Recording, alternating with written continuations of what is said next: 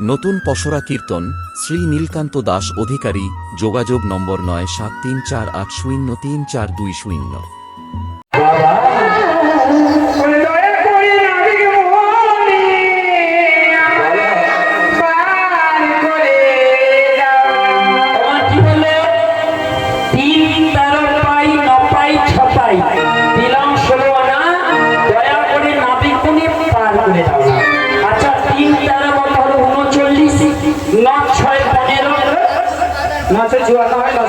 আমি কি কম দূর পড়াশোনা করেছি? না বলছে কত দূর পড়াশোনা করেছ?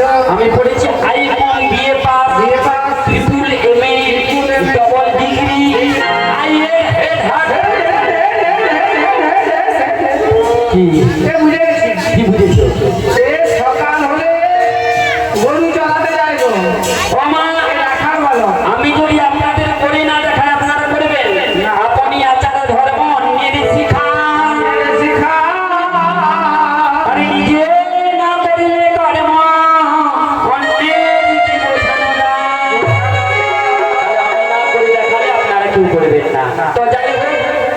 এখন অনেক